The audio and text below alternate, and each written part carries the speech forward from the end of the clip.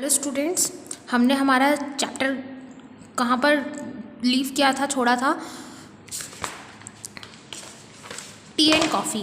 इसके बाद हमें स्टार्ट करना है। आज थोड़ा सा हम उसी चैप्टर को कंटिन्यू करते हैं। अब जानेंगे कुछ फ्रूट्स, फल and vegetables. Fruits and vegetables के बारे में आप देख पा रहे हैं, इसमें यहाँ कई सारे पिक्चर में फ्रूट्स और वेजिटेबल्स है। तो हम देखते हैं कौन से फ्रूट्स और वेजिटेबल्स है। Fruits and vegetables contain minerals, vitamins and other nutrients needed to protect our body from disease। और जो फ्रूट्स और वेजिटेबल्स होते हैं उन फ्रूट्स और वेजिटेबल्स में क्या क्या होता है? मिनरल्स होता है, विटामिन्स और अलग अलग तरह के न्यूट्रिएंट्स होते हैं, पोषण तत्व होते हैं जो हमारी बॉडी को ज़रूरी होते हैं और वो हमें डिसीज यानी बीमारियों से बचा पाती है। तभी तो हम बोलते हैं फ्रूट्स और ग्रीन वेजिटेबल्स का यूज़ करना चाहिए, हमें खाना चाहिए। फ्रूट्स जैसे mango, guava, apple, banana, grapes, orange, melons and strawberries are eaten raw. इन सभी फ्रूट्स को हम रो खाते हैं। ऐसा तो है नहीं कि इनको पका के खाते हैं या फिर कुछ, हाँ जूस वाले ही निकालते हैं हम, लेकिन इन्हें हम अगर रो खाते हैं तो ये हमारी बॉडी में ज़्यादा एनर्जी देता है। They are also use to prepare juice. हम इनके जूस भी निकालते हैं। जैम्स और मरमेल्ड्स, जैम जिसको बोलेंगे चटनी, और इन फ्रूट्स का यूज़ हम ये सब जूसेस बनाने में, जैम्स वगैरह बनाने में भी किया जाता है। अब वेजिटेबल, सब्जियाँ। Vegetables are an important part of our body diet. Vegetable हमारी डाइट के, हमारी बॉडी का एक इम्पॉर्टेंट पार्ट है जो हमें खाना चाहिए। अगर सब्जियां नहीं खाएंगे तो हमारी बॉडी में कई तरह की डेफिशिएंसी यानी कमियां हो जाएगी। दे कैन बी एनुअल और सीजनल वेजिटेबल्स। अब कुछ वेजिटेबल्स ऐसी होती है जो बिल्कुल सीजनल, मौसम के हिसाब से, सीज़न के हिसाब से आती है। जैसे कि आप बोल सकते हैं पालक मेथी, हमने देखा होगा कि वो पूरे सीज़न नहीं मिलती, कुछ सीज़न में ही मिलती हमें। तो कुछ वेजिटेबल्स ऐसी रहती है जो सीजनल रहती, मौसम के हिसाब से आती है। जैसे कि आप फ्रूट में देखेंगे तो समर सीज़न में मैंगो ज़्यादा आते हैं, बाकी में आपको कम देखने को मिलेंगे अदर सीज़न में। तो ये कुछ फ्रूट्स और वेजिटेबल्स है। इसमें ध्यान रखने वाली बात है कि फ्रूट्स और वेजिटेबल्स हमें क्या मिनरल्स मिलता है, विटामिन्स मिलती है और न्यूट्रिएंट्स मिलते हैं, इसलिए हमें इनको खाना ज़रूरी है। और ये हमारी बॉडी को कई सारी डिसेस यानी बीमारियों से भी बचाते हैं।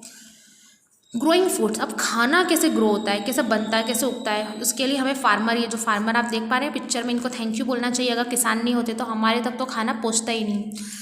Growing of crop on large area of land known as field by farmer is called agriculture.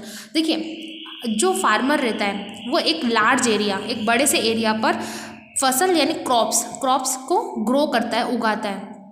और किसके द्वारा किया जाता है? फार्मर के द्वारा, एक किसान के द्वारा किया जाता है। और ये जो जगह रहती है इसको फील्ड बोलते हैं, है ना। जो जिस जगह पे वो अपनी क्रॉप ग्रो करता है, उगाता है, उस एरिया को फील्ड बोलते हैं। और जिसके द्वारा किया जाता है, कौन है वो? फार्मर। और उस प्रोसेस को क्या बोलेंगे हम? एग्रीकल्चर।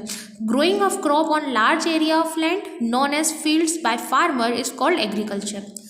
नेक्स्ट देखेंगे, a large population of India lives in villages and depends on agriculture for their livelihood. हमारे देश की, हमारे इंडिया की एक बहुत 75% का रेशो बोलेंगे कि जो पॉपुलेशन है सबसे ज़्यादा जो एग्रीकल्चर यानी खेती पर डिपेंड है, क्योंकि सबसे ज़्यादा पॉपुलेशन तो विलेजेस, गांव में रहती है। तो वो गांव में क्या करती है? खेती करती है, एग्रीकल्चर करती है, एग्रीकल्चर का वर्क, और अपना लिवलीहुड, अपना जीवन उसी से चलाती है। A farmer is very hard working person. Different farmer grow a variety of crop along the length and breadth of India। और हम जानते हैं कि जो किसान होता है, आप देख पा रहे हैं इस पिक्चर में कि काफ़ी हार्ड वर्किंग होता है, काफ़ी मेहनत से वो क्रॉप ग्रो करता है और सारी प्रोसेस करता है, और यहाँ तक कि बिल्कुल मार्केट में, सिटी यानी शहरों में अपनी जो अनाज है वो पहुँचा पाता है। वो काफ़ी हार्ड वर्किंग यानी काफ़ी मेहनत करनी पड़ती है उसे।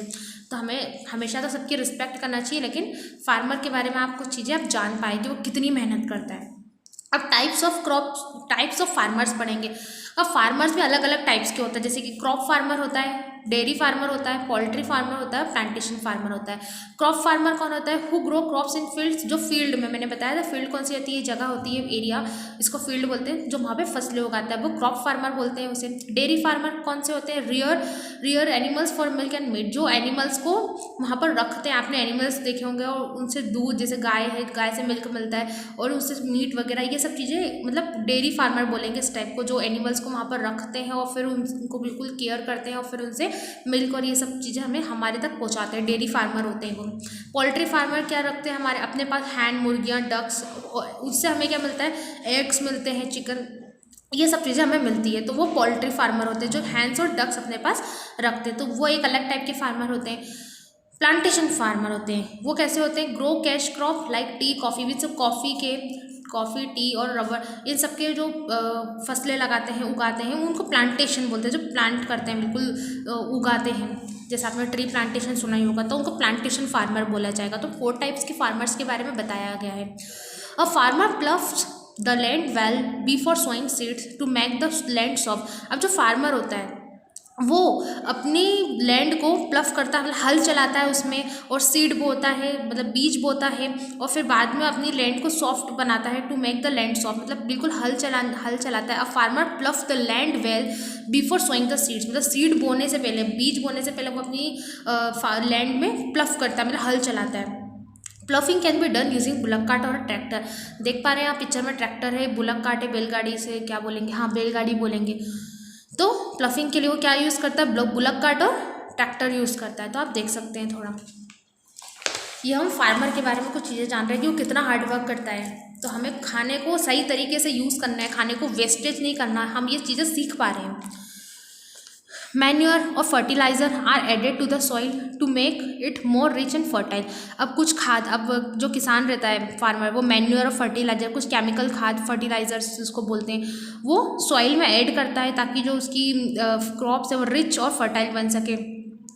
After that the field is watered और इरीगेटेड बाय ट्यूबवेल। फिर उसके बाद क्या करता है, खाद वगैरह डालने के बाद वाटर मतलब पानी देता है उन फसलों में, फील्ड में, उस जगह पर ट्यूबवेल के थ्रू सिंचाई करता है। And harmful plants known as weeds are removed. और कुछ ऐसे वीड्स होती है, मतलब कुछ ऐसी चीज़ें होती है जो अनवांटेड अपने आप ही उग जाती है, जिसको ग्रो नहीं किया जाता है, तो उनको वीड्स बोलते हैं। तो उससे वो काट जाता है जो उनकी फसलों को, क्रॉप्स को हार्म यानी नुकसान पहुंचा सकती है।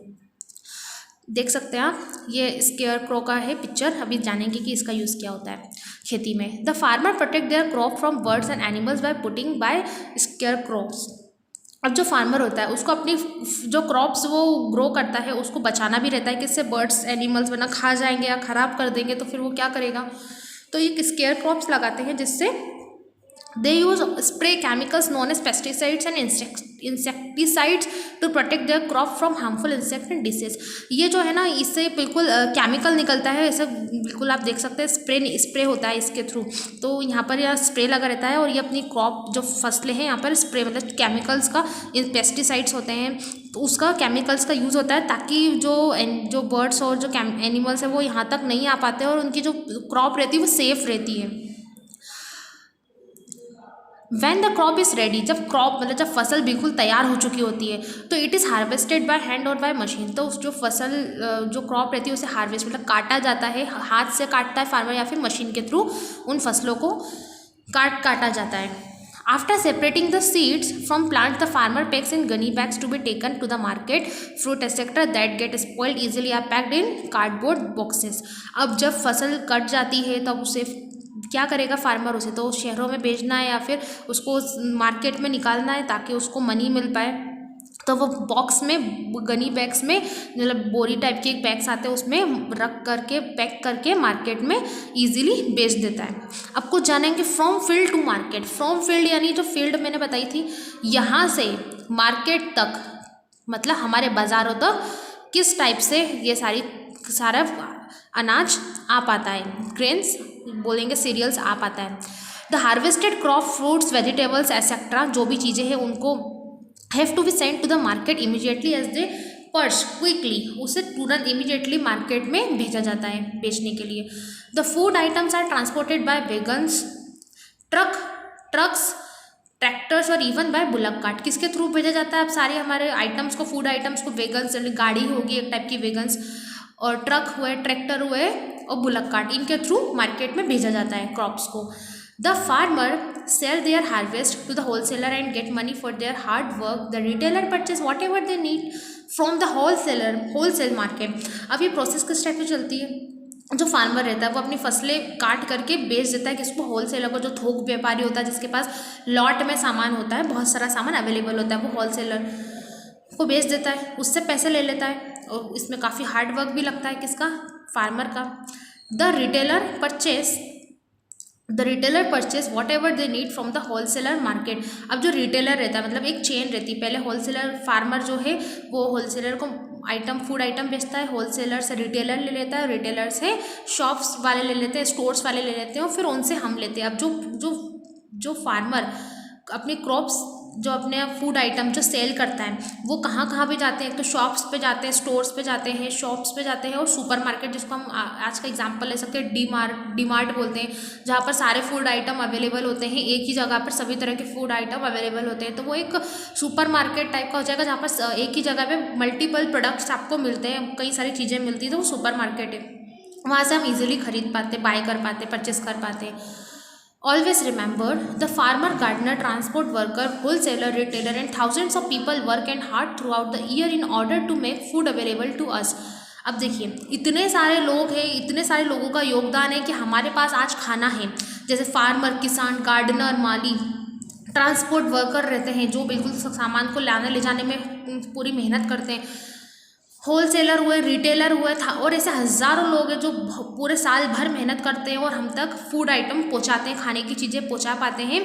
तो हमें उनको थैंकफुल होना चाहिए, मतलब हमें धन्यवाद देना चाहिए कि वो हमारे जीवन को अच्छा बनाने में, हमें अनाज देने में, हमें खाना देने में, हमारी ज़रूरतों को पूरा करने में इतनी मेहनत करते हैं। तो हमें उन लोगों की रिस्पेक्ट करना चाहिए और हमेशा उनको शुक्रगुजार रहना चाहिए। प्लस हमें खाने को, जब इतनी मेहनत से खाना आता है, इतनी मेहनत से काम होता है, लोगों का इतना खून पसीना होता है, तो हमें फूड को वेस्ट नहीं करना चाहिए। We should not waste our food, और उसे ओवर ईटिंग नहीं करना चाहिए, जितना ज़रूरत हो उतना खाना चाहिए। इस तरीके से अगर हम खाने को बर्बाद ना करते हैं, ओवर ईट ना करते हैं, खाने को सही तरीके से यूटिलाइज़ करते हैं, और अगर ऐसा हम करते हैं तो हम अपने देश के लिए एक कंट्रीब्यूशन, एक छोटा सा कंट्रीब्यूशन कर रहे हैं, इस तरह से काम करके, अपनी फूड हैबिट्स को अच्छा करके भी। सो होपफुली कि आपको फूड चैप्टर में ये सब चीज़ें समझ पाए होंगे। और ये बिल्कुल बाइलिंगुअल बोला मैंने, मतलब हिंदी में यूज़ किया है, बिल्कुल स्टोरी टाइप से बोला है। का फार्मर, किसान, और वो कैसे फसलें उगाता है, खाद डालता है, फर्टिलाइज़र डालता है।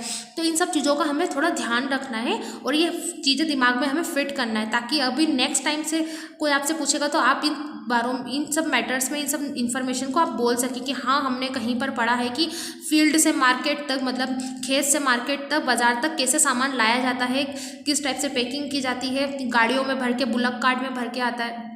फार्मर जो है वो होलसेलर को सारा सामान बेचता है, होलसेलर से जो रिटेलर लोग होते हैं फिर उनसे शॉप वाले सामान खरीद लेते हैं, और फिर वही सभी फूड ग्रेन्स जो होते हैं और सुपरमार्केट में जाते हैं, जहाँ से हम लोग बाय कर पाते हैं, खरीद पाते हैं इन सब चीज़ों को। तो ये सब चीज़ें कुछ इंपॉर्टेंट है समझने के लिए इस चैप्टर में। होपफुली कि आपको समझ में आई होगी। Thank you.